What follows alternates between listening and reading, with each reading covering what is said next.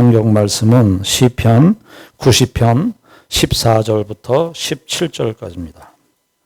아침에 주의 인자하심이 우리를 만족하게 하사 우리를 일생 동안 즐겁고 기쁘게 하소서. 우리를 괴롭게 하신 날수대로와 우리가 화를 당한 연수대로 우리를 기쁘게 하소서. 주께서 행하신 일을 주의 종들에게 나타내시며 주의 영광을 그들의 자손에게 나타내소서. 주 우리 하나님의 은총을 우리에게 내리게 하사 우리의 손이 행한 일을 우리에게 견고하게 하소서. 우리의 손이 행한 일 견고하게 하소서. 아멘. 예, 오늘은 우리가 90편, 시편 90편, 모세의 시편을 뒷부분을 읽었습니다. 원래는 1절부터 쭉 읽으면 그 내용이 참 우리에게 울림이 큰 내용이에요. 아마 성경편 150편 중에 가장 오래된 시편이 뭐냐 그럴 때 이 시편 90편입니다. 그리고 지금으로 얘기하면은요, 한 3,500년 전에 우리가 잘 아는 그 모세, 창세기, 출애굽기, 레위기, 민수기, 신명기의 저자인 그 모세가 아마도 추측컨대 그의 생애 120세를 살았거든요. 참 길게 살았어요.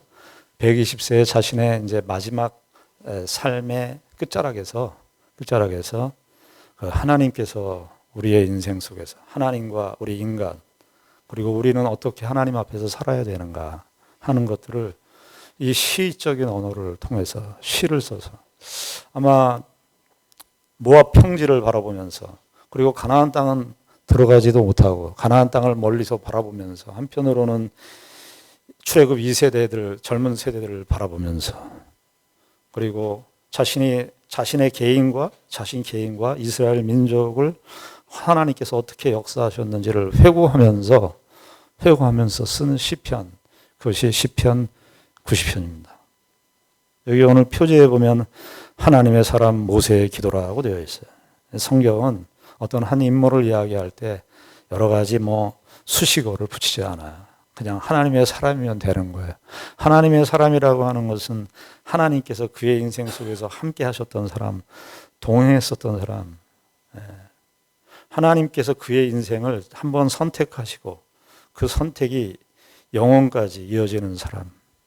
한 사람이지만 그 사람은 한 개인의 여기 이 120년의 생애로 끝나는 것이 아니라 영원히 하나님의 사람. 모세의 기도. 저와 여러분들의 이름도 여기다 넣을 수 있어요. 하나님의 사람 누구누구, 하나님의 사람 누구누구. 그런데 이 시편 90편을 모세가 하면서요. 무슨 내용으로부터 먼저 시작을 하느냐 하면 그 하나님의 광대하심.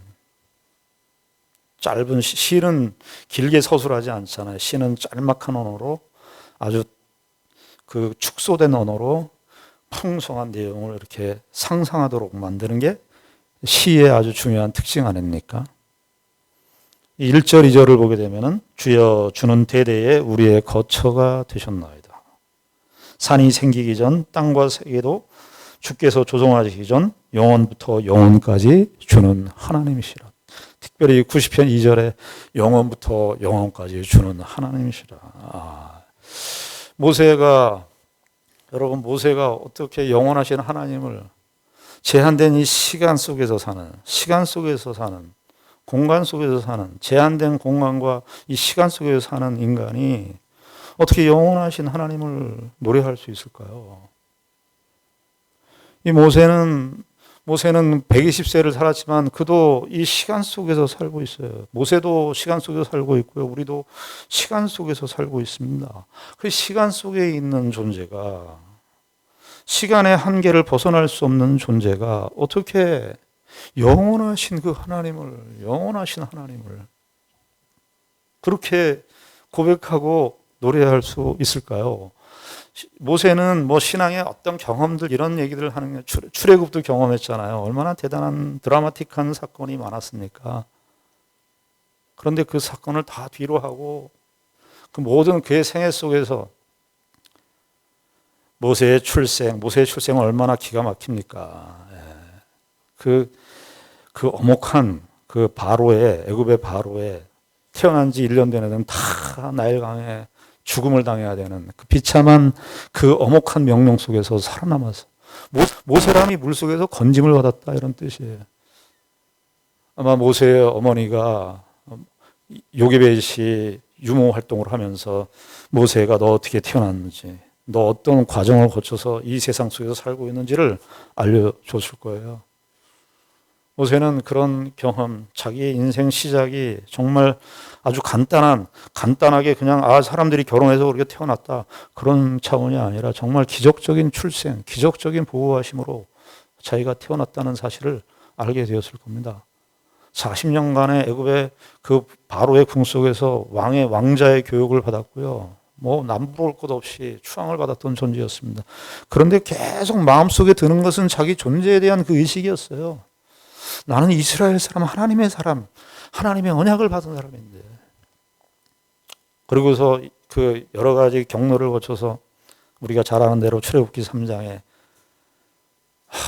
이 이스라엘 백성들을 구원하려고 나섰다가 모세가 어떻게 합니까? 살인자가 되잖아요. 자기는 이스라엘을 구원하려고 그랬는데 이스라엘 사람들한테 배반을 당해서 오히려 이스라엘 사람들에게 고발을 당한 거예요. 뒤통수를 맞은 겁니다. 요즘 말로 얘기하면. 내가 너희들을 구하려고 했는데.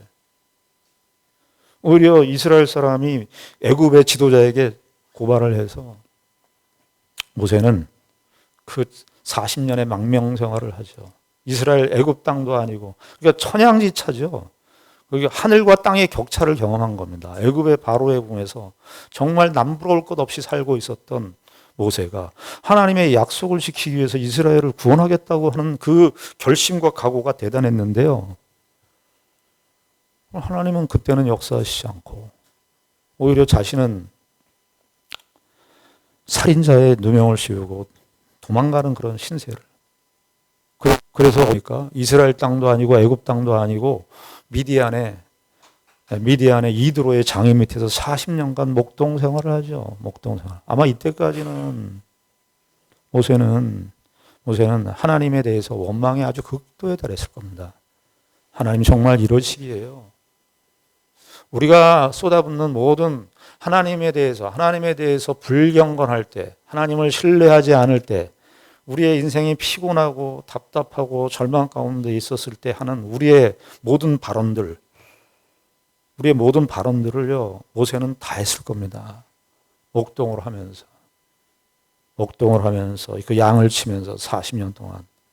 아마 그의 그 40년간의 미디안 광야에서의 그 삶이라고 하는 것은 그 미디안의 그 광야가 알고 있을 거예요. 모세 또 오늘 너 한탄하냐?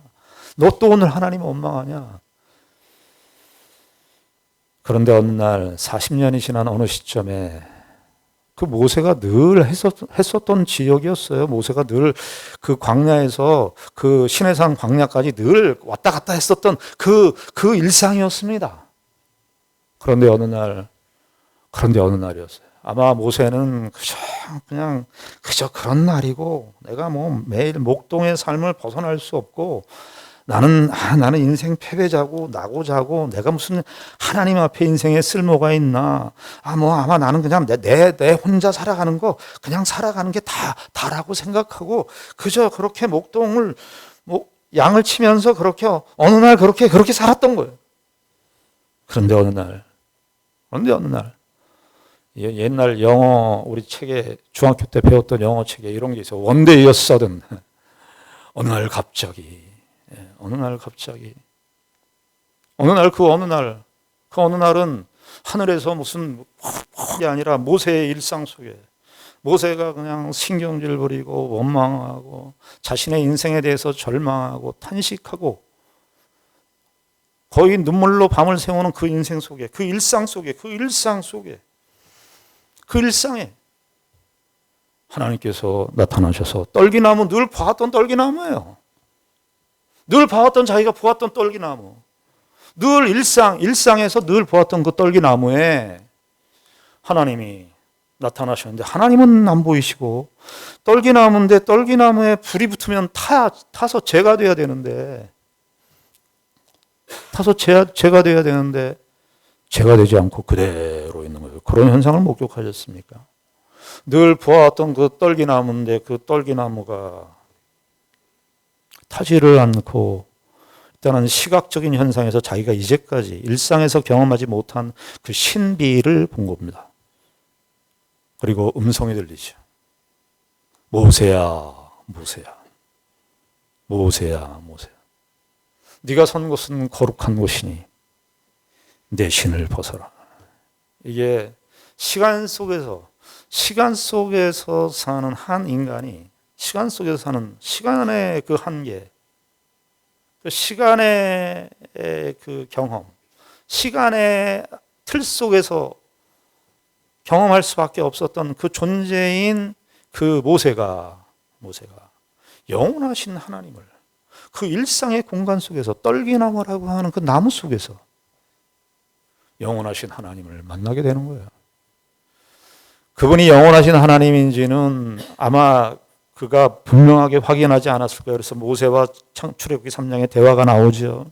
그래서 하나님께서 알 듯 모를 듯 우리도 지금도 이해하지 못하는 모세가 그 얘기를 하죠. 내가 애굽의 바로 왕에 가서 내가 당신을 소개해야 되는데 당신을 누구라고 소개해야 됩니까? 그럴 때 하나님께서 뭐라고 그러시죠? 창세기 3장 14절에, 출애굽기 3장 14절에 스스로 있는 자가 나다. 정말 알 듯 모를 듯한 말이에요. 스스로 있는 자가 나다. 그러니까 그게 여러 가지 번역으로 이 영어로 번역을 할 수 없는 그런 표현이에요. 과거에 있었던 존재가 나고 현재 있는 존재가 나고 미래에 있는 존재가 나다. 늘 그러니까 조금 이것도 정확한 표현은 아니지만 하나님은 언제나 하나님이신데 하나님의 하나님 되심을 멈추거나 중단되거나 하신 적이 없으신 하나님이다.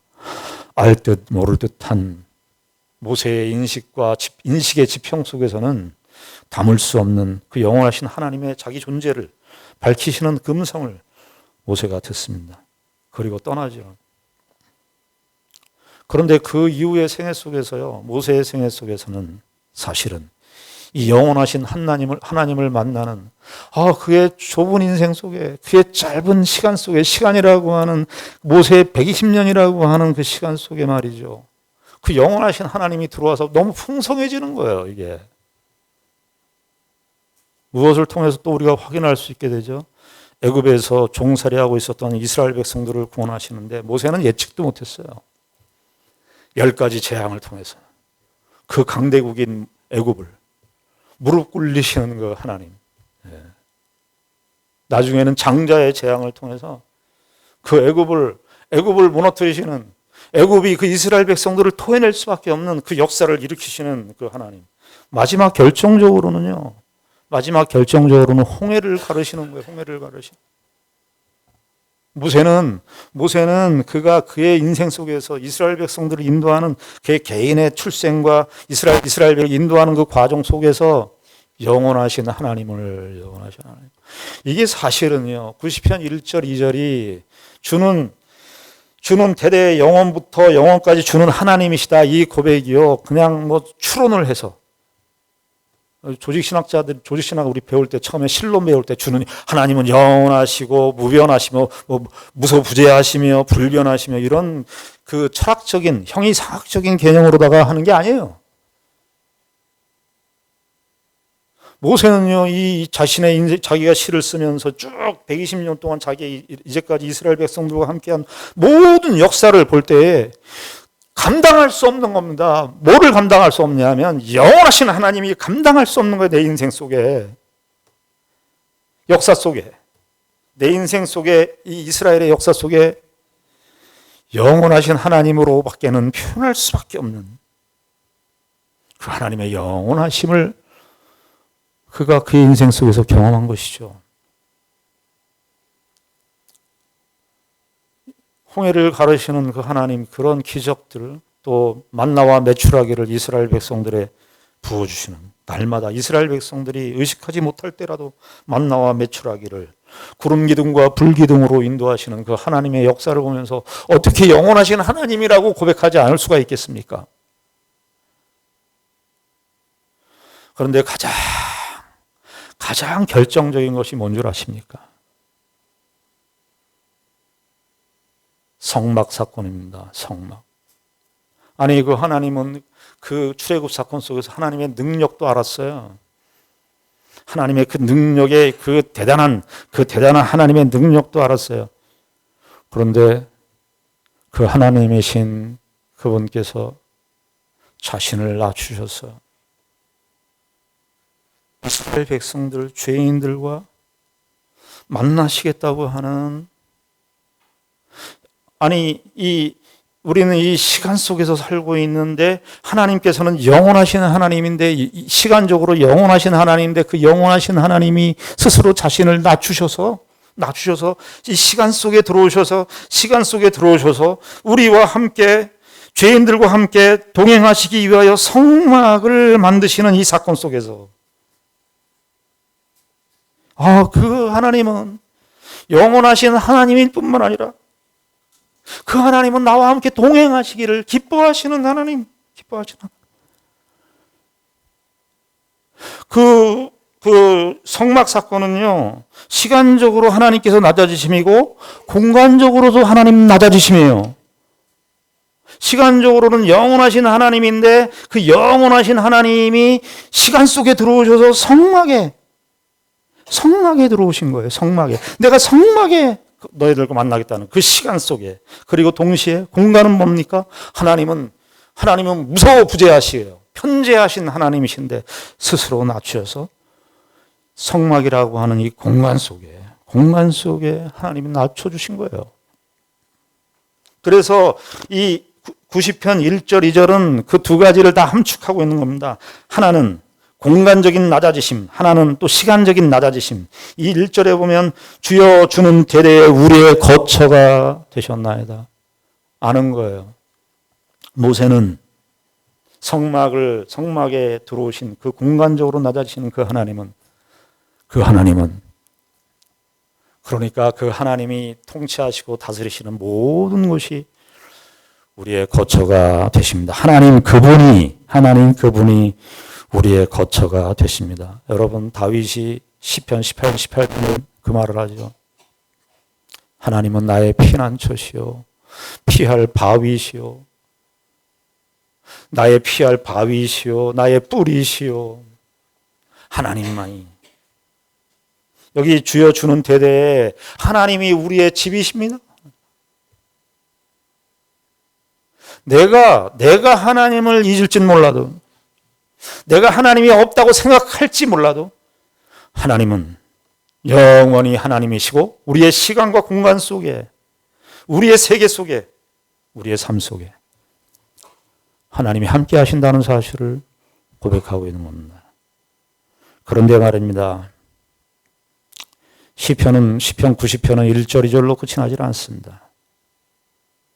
이 영원하신 하나님을 알게 하기 위해서 그 공간 속에 우리 찾아오시는 그 하나님의 낮아지심을 우리에게 알게 하기 위해서 하나님께서 어떤 질서를 두셨다는 거예요.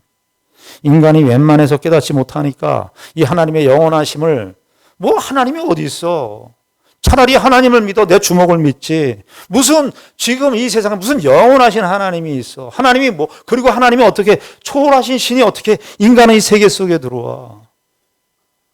어떻게 그 하나님을 우리가 고백할 수 있고 하나님을 만날 수 있다고 말해? 어떻게 영원하신 하나님을 알 수 있다고 우리가 말할 수 있어? 그래서 모세는 3절부터 11절까지 인간의 한계,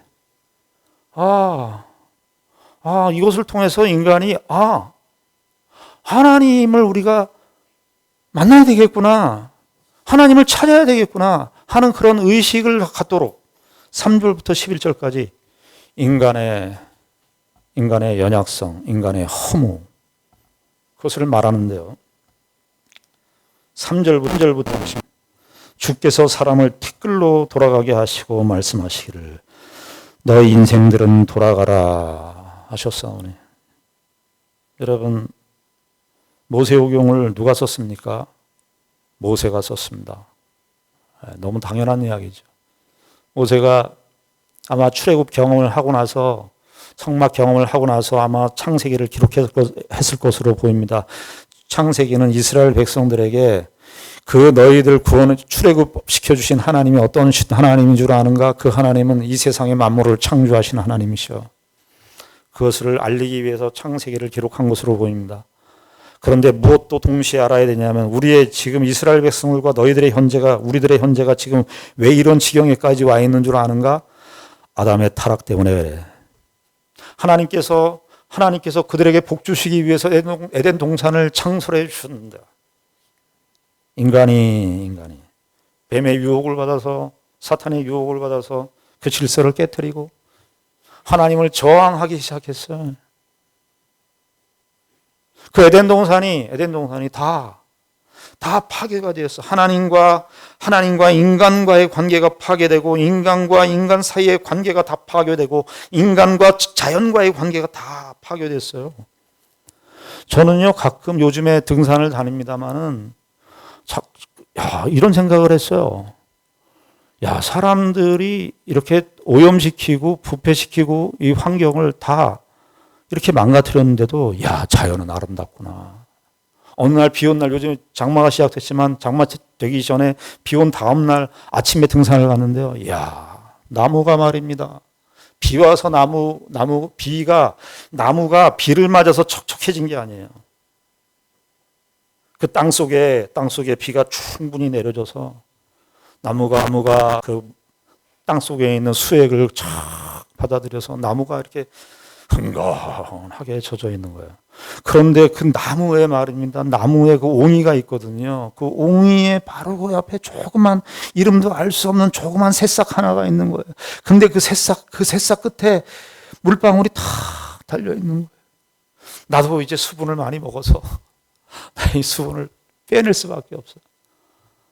그 하나의 그 새싹에 그 새싹에 달려 있는 그 방울을 보면서 야, 하나님의 일하심이 여기까지 이렇게 미치는구나. 그거를 확인하게 되는데요. 인간이 없었다면 그 창세기의 노아 홍수 그냥 그 일로 태어나지 않고 그냥 노아 홍수 시대로 만약에 살았다면 그 자연은 어마어마하게 아름다웠을 거예요. 이게 다 깨졌죠. 그래서 여기 90편 그래서 창세기 3장 19절에 무슨 이야기가 나오느냐 하면 아담의 타락이 있고 난 다음에 하나님께서 심판하시는 내용이 나와요. 거기에 보면은 창세기 3장 19절에 이렇게 되어 있습니다. 네가 흙으로 돌아갈 때까지 얼굴에 땀을 흘려야 먹을 것을 먹으리라. 여러분들 삶은 힘드시죠? 땀이 나죠? 사는 게 피곤, 생존이 투쟁이에요. 생존 투쟁이라고 그럽니까? 다 어디에서 비롯되는 것인 줄 압니까? 인간의 타락된 질서가 우리 안에 들어왔기 때문에 그래요. 그래서 정신없이 살아야 돼요, 막.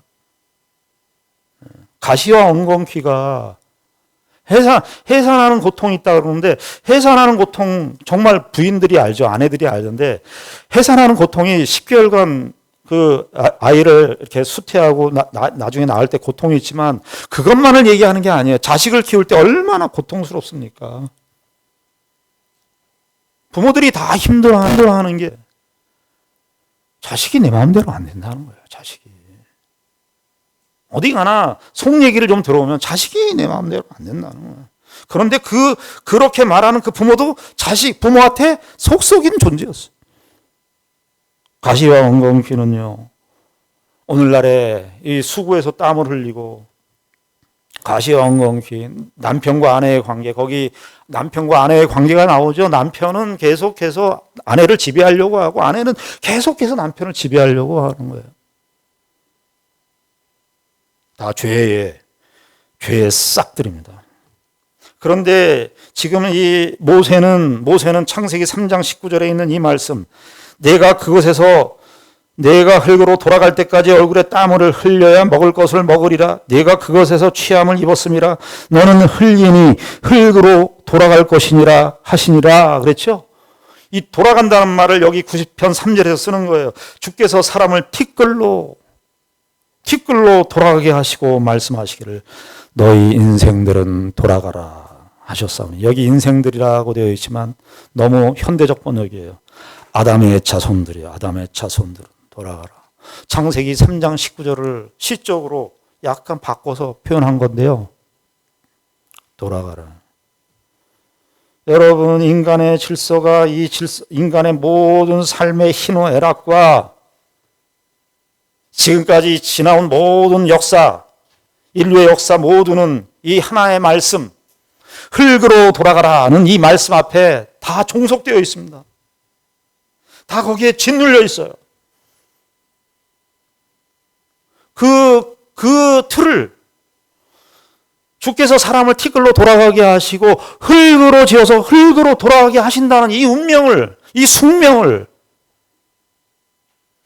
벗어날 수 있는 질서는 존재하지 않습니다. 역사는요, 어떤 면에서 이것을 확인하는 증거예요. 그래서 쭉 이어지면서 이제 그 구체적인 인간의 허약함을 이야기하는데 4절에 보면 주의 목전에는 천년이 지나간 어제 같으며 지나간 어제 같으며 저는 이 어제라는 말을 설교 준비하다가 어제라는 말을 보니까 옛날에 팝송이 생각이 났어요. 비틀즈가 불렀던 찬송이래. 거의 찬송에 가까운, 찬송보다 더 많이 불렀던 것 같아요. Yesterday. 헤어진 연인과의 그 아픔을 노래했던 거예요. 그런데 단순히 헤어진 여인과의 아픔을 노래한 것이 아니라 어제를 돌이킬 수가 없어요. 어제로 돌아갈 수가 없어요. 어제로 돌아갈 수가 없는 거예요. 어제로. 죄 목전에는 천년이 지나간 어제 같으며 밤의 한순간 같을 뿐입니다. 시간이 그렇다는 거예요. 시간이. 인간이요, 시간을 알아라 하는 거예요. 우리가 시간을, 오늘은 내일일 수도 없고 내일은 오늘일 수도 없고 어제는 오늘일 수도 없어요. 제가 늘 말씀드리지만 시간은 지금도 흘러가고 있어요. 잡을 수가 없어요. 잡을 수가. 다들 어르신들이 그 얘기하는 거 아닙니까? 많이 우리가 그냥 이렇게 보셨을 때 한 90세 사셨으면 많이 사신 거라고 생각하는데 일반적으로. 그런데 하시는 말씀이 뭐라고 그럽니까? 금방이야, 금방. 금방이에요, 금방. 모세는 이야기합니다. 주의 목전에는 천년이 지나간 어제 같으며 밤의 한순간 같을 뿐입니다. 5절. 주께서 그들을 홍수처럼 쓸어갑니다. 아마 모세는 이걸 연상했을 거예요. 애굽의 나일강을 연상했을 겁니다. 나일강이 홍수가 되면 범람합니다. 그 이집트 그 터키 쪽 연결되는 그 나일강이거든요. 그 나일강이 좋을 때는 한없이 좋지만 비가 폭우가 내리면 넘쳐나는. 그럼 다 쓸려가요. 다 쓸려. 쓰나미 보셨죠, 우리? 2001년도인가요? 일본에서 있었던 그 쓰나미. 다 쓸려. 그때 그 쓰나미 경험하신 분이 그 얘기 하더라고요. 가까스로 살아나신 분이 차로 이렇게 운전하는데 파도가 밀려오는 거예요. 그래서 자기는 금방 도망갈 수 있었다고 생각했대요. 그런데 그렇게 빠르게. 여러분, 홍수처럼 쓸어갑니다. 홍수처럼 쓸어가고 모세는 이 짧은 이 5절에 이렇게 얘기해요. 인간의 허약성을 세 가지로 얘기하는데 그들을 홍수처럼 쓸어가고요. 그들은 잠깐 자는 것 같아요. 그들은 인간을 말하는 이 1절에 말한 너희 인생들, 아담의 자손들을 얘기하는 거야. 아담의 자손들은 자는데 잠깐 자. 잠깐. 찰나. 아침에 돋는 풀 같은 이이다. 야고보서 4장 14절에서는요. 야고보 사도는 이렇게 말합니다. 내일 일을 너희가 알지 못하는도다. 너희 생명이 무엇이냐? 너희는 잠깐 보이다가 없어지는 안개니라. 그러니까요. 안개끼리 싸우는 거예요. 사람들이 싸우는데 뭐 죽을 듯 살 듯 하고 싸우는데 야고보 사도의 표현을 빌자면은 헛것 가지고 싸우는 거, 헛것 가지고. 안개끼리 싸운 거, 안개끼리. 여기 5절에 보면은 모세는 뭐라고 그러냐면 풀이라 그래요, 풀. 우리는. 싸워보세요. 풀끼리 싸움이 됩니까, 풀끼리?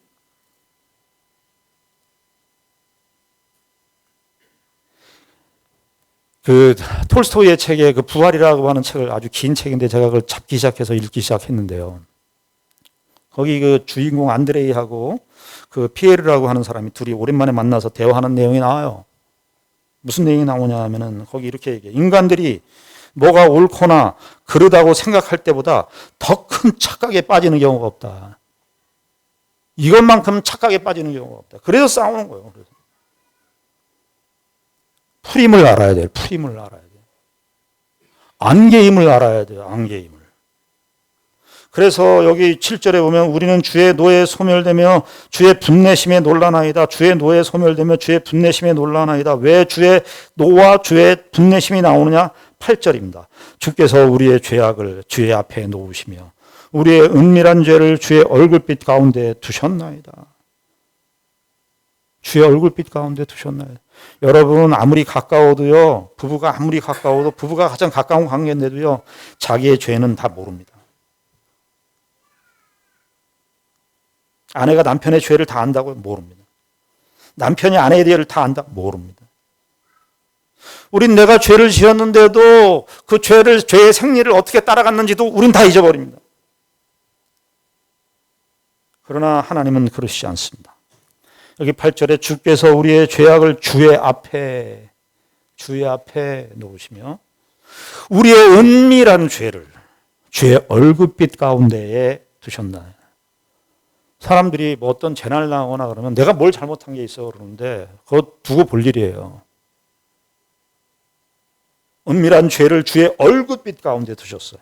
테이트라고 하는 구약 신학자는 이걸 이렇게 이렇게 해석을 했어요. 하나님의 얼굴에서 흘러나오는 빛은 인간의 과오의 어두운 곳을 비춥니다. 그러니까 인간의 과오가 있는데 그냥 드러난 실수들이에요. 결과들인데 그 과오의 어두운 곳을 비춘다는 거예요. 하나님은, 그 다음 말이 중요한데, 하나님은 우리 모두를 있는 그대로 아십니다. 있는 그대로 아십니다. 피할 수 있겠습니까? 그래서 9절에 보면은 우리의 모든 날이 7절에 우리는 주의 노에 소멸되며 주의 분내심에 놀라나이다. 9절에 우리의 모든 날이 주의 분노 중에 지나가며 우리의 평생이 순식간에 지나갔나이다.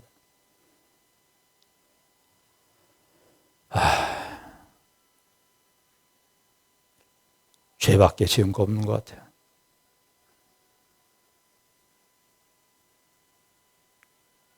10절에 보면 우리의 연수가 70이요 강건하면 80이라도 그 연수의 자랑은 수고와 슬픔뿐이요 신속기간이 우리가 날아가나이다. 이게 우리의 인생이 수고와 슬픔으로 얼룩졌다 그런 표현이 아니고요. 이런 겁니다. 우리가 살면서 기쁜 날도 있죠. 좋은 날도 있어요. 그런데 그게 영원하지 않다는 말이에요. 그 다음에 나오는 거예요. 신속히 가기 때문에 그래요. 내가 그때 기뻤었던 때가 있었는데 정말 즐거웠던 때가 있었는데 그때가 다 지나가요. 지나가기 때문에 수고와 슬픔뿐이 오히려 더 안타까움이 심해요. 내가 저걸 놓고 가야 된다니, 내가 이제까지 이루어온 업적인데 내가 이제까지 이루어놓은 그런 아름다운 집인데 저걸 놓고 가야 된다니 더 안타깝죠. 더 슬픔이고 더 수고예요. 11절 누가 주의 노여움의 능력을 알며 누가 주의 진노의 두려움을 알리까? 누가 주의 노여움의 능력을 알며 누가 주의 진노의 두려움을 알리까? 우리는 때때로 우리가 이렇게 목격하는 다양한 불의에 분노합니다. 우리는 대한민국 사회가 분노 사회죠. 분노 사회가 됐어요. 불의에 분노하지만 사람들이 불의에 대해서 느끼는 반감은 하나님이 죄에 대하여 느끼시는 분노에 비하면 아무것도 아닙니다. 누가 정말 분노할 수 있나요? 죄의 시작과 어디서부터 시작됐고 죄가 시작돼서 어디까지 결과되어 있는지 죄의 서사를 다 아시는 하나님께서 분노하실 수 있죠. 누가 감히 사람들끼리 뭐가 옳거나 그르다고 생각하면서 우리가 분노를 할 수 있겠습니까? 지금 그 얘기에 누가 주의 노여움의 능력을 알며 누가 진노의 두려움을 알리까? 인간 세계에서 나와보라 이거예요. 주의 노의 능력을 알 사람이 있는가? 이거 수사 의문인데 하나님밖에는 없다는 거예요. 그래서 3절서부터 11절까지 크게 얘기하면은 내용을 크게 두 가지로 요약할 수 있는데 이거는 뭐냐 하면은 결국은 인간의 필멸성. 인간은 죽는다. 필멸성. 필멸의 존재. 죽는다. 하는 것하고 그 다음에 죄입니다. 죄. 인간의 죄인됨. 인간의 죄인됨과 인간의 필멸성. 이게 동전의 양면이라. 그 말이에요. 모세가 마지막에 요 시편 11편으로 11절로 끝났으면 그냥 절망이었을 거예요. 그런데 뭐라고 얘기합니까? 12절에. 거기서부터 내용의 반전이 시작되는 거예요. 우리에게 우리말 계수함을 가르치사 지혜로운 마음을 얻게 하소서. 사람들이 다 왜 어렵냐면요. 왜 어렵냐 하면 죄인됨과 인간이 필멸의 존재라고 하는 사실, 죽음이 있다라는 사실을 다 부정하기 때문에 어려워지는 거예요. 그 사실을 안 받아들이는 거예요. 너무나 당연한 사실이고 너무나 뻔한 사실이고 역사 속에서 입증된 사실인데도 그걸 받아들이기를 거부하는. 그래서 하이데거가 그랬는데 죽음은 남의 죽음이라. 남이 죽는 거지 나는 죽지 않는다는 거예요.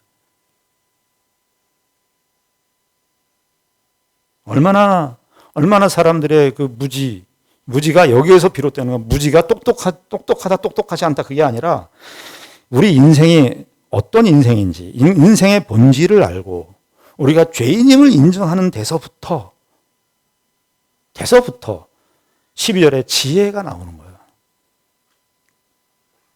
그래서 13절엔 모세의 기도가 시작됩니다. 여호와여 돌아오소서. 이게 얼마나 의미 있는 표현인지 아십니까? 돌아오소서. 3절 우리가 90편 3절 시작할 때 주께서 사람을 티끌로 돌아가게 하시고 돌아간다는 말. 창세기 3장 19절에 흙으로 돌아간다는 돌아가요. 우리는 하나님의 명령에 의해서 우리의 죄인된 운명의 질서를 따라서 우리는 흙으로 돌아갈 수밖에 없는 운명인데 모세는 여기에서 하나의 역전을 시도합니다. 어떤 역전이냐 하면 지혜의 마음을 갖고 있는 하나님의 자녀들, 지혜의 마음이 들어온 사람들은 어떻게 얘기되냐 하면 하나님께 돌아와달라. 여호와여 돌아오소서. 우리 이런 존재임을 인정합니다. 우린 연약하고 우리의 인생의 날들이 너무나 짧고 우리가 계획했던 것들, 우리가 즐거웠던 것들도 신속히 지나갑니다. 하나님 그러니까 하나님 돌아와 주시옵소서. 그 다음에 나오는 얘기는 무슨 얘기였어요? 주의 종들을 불쌍히 여기소서. 이게 주의 종들이라 그랬지만 이게 당신의 종들이에요. 복수로 얘기했어요. 모세만 얘기하는 게 아니라 이스라엘 백성들, 오고 오는 하나님의 백성들 모두에게 불쌍히 여겨 주시옵소서. 그리고 14절에 아침에 주의 인자하심이 우리를 만족하게 하소서. 주의 인자하심이 구약성경에 하나님께서 하나님의 성품을 대변할 때 가장 대표적인 단어가 이 헤세드라는 단어인데요. 여기서 헤세드를 써요. 아침이 주의 인자하심이 아침에 주의 인자하심이. 그러니까 우리가 인간의 연약성을 알고 인간의 죄인됨을 아니까 그냥 죽어야 되겠다. 그게 아니죠.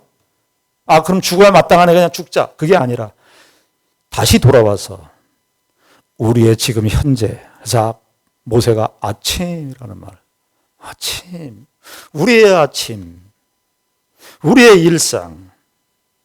모세 자신이 일상 속에서 하나님을 만났기 때문에 우리의 일상이 여기 아침에 주의 인자하심이 우리를 만족하게 하사 우리를 일생 동안 즐겁고 기쁘게 하소서. 이 말은 우리의 진정한 만족, 진정한 필요는, 참된 필요는 여호와의 헤세드 외에는 없다는 거예요.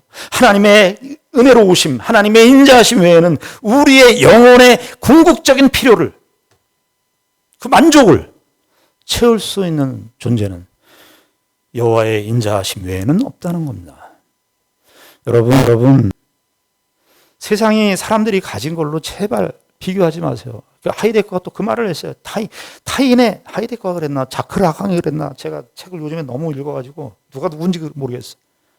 죄송합니다. 이게 순간적 자랑을 했는데. 그 타인의 욕망이 나의 욕망이라는 거예요. 타인의 욕망. 내 욕망은 타인의 욕망이라는 거예요. 그게 무슨 말이냐 하면은 누가 좋은 차를 샀어요. 그러면 나는 원래 그 좋은 차를 의식하지 않았거든요. 나는 그냥 뭐 요즘에 엘란트라, 제 차 소나타로 나는 소나타로 만족하고 살았는데, 누가 기가 막힌 차를 벤틀리, 우리 교회 없으니까 벤틀리 이런 차를 본 거예요. 제가 어제 벤틀리를 봤거든요. 벤틀리를 봤어요. 그러니까 타인의 욕망이 내 욕망이 되는 거예요. 여러분, 내가 소중합니다. 여기 쭉 14절, 17절 결론의 말씀을 보십시다. 17절에 그래서 이 시편 90편의 모세의 기도는 여호와의 영원하심으로 시작해서 어디로 들어오냐면 우리의 일상으로 들어옵니다. 그런데 우리의 일상에 우리의 현재 지금 아침이라고 하는 시간을 얘기했고 17절에 보면 이렇게 되어 있습니다. 주 우리 하나님의 은총을, 여기 또 은총을 썼어요. 주 우리 하나님의 은총, 여기 각주에 보면 주 우리 하나님의 아름다움을 우리에게 내리게 하사, 여기 계속 반복으로 나오죠. 우리의 손이 행한 일을 우리에게 경고하게 하소서. 우리의 손이 행한 일을 견고하게 하소서. 우리의 행한 일, 우리의 손이 행한 일은 우리의 삶이, 우리의 지금 일상이에요. 우리가 살아가는 일에 그 아름다움을 주시옵소서. 우리가 지금 만나는 현실, 우리가 지금 당하고 있는 그 현실을 아름답게 해 주시옵소서. 그것으로 모세의 기도가 끝이 나는 겁니다. 제가 장 프랑스와 밀레가 그린 이삭 줍는 여인이라는 그림이 있습니다. 이 프랑스의 화가인데 이분이 처음 그린 그림은 이삭 줍는 여인, 아마 여러분 그림 그런 걸 보셨을지 모르겠어요. 이삭 줍는 여인이었어요. 세 명의 여인이 이삭을 주어요. 그리고 그 뒤에는 볕단이 쌓여 있고 그 뒤에는 그 건물이 딱 쌓여 있어요. 그런데 그 당시 때 사회주의 쪽에 있는 사람들이 이걸 이렇게 해석을 했어요. 어떻게 해석했냐 하면은 이 세 여인은 너무나 노동에서 고통당하고 있다는 거예요. 이 사람들은 고통을 당하고 땅의 소유주들은 볕땅을 쌓아서 불을 불리고 있고, 그 다음에 저기 있는 건물들은 더 잘 나가는 부자들이 이렇게 딱 그렇게 해석을 했다는 거예요. 장 프랑스와 밀레가 그런 해석을 들었는지 안 들었는지 알 수 없지만 짧은 시간 안에 1년 안에 만종을 그립니다. 만종. 장 프랑스와 밀레가 만종을 그려요. 그 만종이라고 하는 그림은 뭐냐 하면 남편과 아내가 이삭을 줍는 게 아니라 아내가 기도하고 있는 거예요. 사회주의적인 해석이 틀렸습니다. 잘못 해석한 거예요. 밀레가 그린 그림의 의도는 노동의 신성함이에요. 노동의 신성함. 이삭을 줍고 있는 그 현실, 그 이삭을 줍고 있는 그 여인, 그것이 가장 아름답다고. 그래서 만종을 그리고 나서, 이삭 줍는 여인을 그리고 나서 만종을 그렸을 때 그 만종에서는 남편과 아내가 그 하나님께서 그 이삭을 줬을 때 하나님께서 햇빛을 주셨잖아요. 온 천하 만물에 하나님께서 비를 내리시고 햇빛을 내리시고, 그래서 내가 그 이삭을 먹고 있는 그 현실이 너무 감사해서, 너무 감사합니다. 여러분, 저와 여러분들이 사는 매일매일의 일상도요, 감사를 떠나면 의미가 다 없어집니다. 여러분은 매일매일 삶의 투쟁이 이 투쟁이어야 합니다. 그래서 오늘도 아침에 주의 인자하심을 기가 막히게 감동하고 그러라는 얘기 안 해요. 우리의 일상에서 내가 지금 하고 있는 일, 내 손으로 하고 있는 그 일의 신성함. 누가 그러더라고요. 요즘에 소확행, 소소한 거 가지고 기뻐하는 그런 소확행이 아니라 대확행이 있어야 돼. 직장인들이라는 건 피곤한 거 너무 알지만, 힘든 거 알지만, 그러나 여러분들 이렇게 생각하시면 좋겠어요. 그리스도인들은 내가 일할 수 있다는 거. 내가 일할 수 있다는 거. 내가 오늘 출근할 수 있다는 거. 여러분들 어르신들이 어떤 걸 부러워하는 줄 아세요? 은퇴하신 어르신들이 어떤 걸 부러워하는 줄 아세요? 일하러 나가는 직장인들을 부러워합니다. 여러분들은, 젊은 세대들은 그걸 아셔야 돼요. 여러분들은 한껏 부러움을 안고 그 일터에 나가시는 거예요. 우리의 인생 영원하신 하나님께서 어떻게? 우리 가운데 임마누엘 하셔서 저와 여러분들의 일상 속에서 내가 호흡하고 살아가고 기동하고 하는 그런 모든 현실과 존재 속에서 하나님은 하나님이 되십니다. 우리가 눈이 어두워서 하나님께서 하시는 일의 그 기쁨을 알아채지 못하는 것이 문제지. 우리에게 눈을 열어서 주의 일하심을 볼 수 있는 그 눈을 우리에게 주시옵소서. 기도하시고 은혜를 구하시는 저와 여러분들이 되기를 바랍니다. 기도하겠습니다. 하나님 아버지 은혜를 감사합니다. 주께서 우리의 영원하신 하나님께서 우리의 인생 속에 찾아오시고 우리의 삶을 의미 있게 하시고 우리의 순간순간의 삶이 다만 비극이고 다만 슬픔이 아니라 그 속에서 하나님의 영광의 빛을 드러내시는 그 하나님의 놀라운 은총임을 알게 하시고 그 은혜를 의지하며 살게 하여 주시옵소서. 매일매일의 삶 속에서 우리 인생의 참된 가치를 발견하고 살아가는 우리 모두가 되게 하여 주시옵소서. 예수님 이름으로 기도드리옵나이다. 아멘.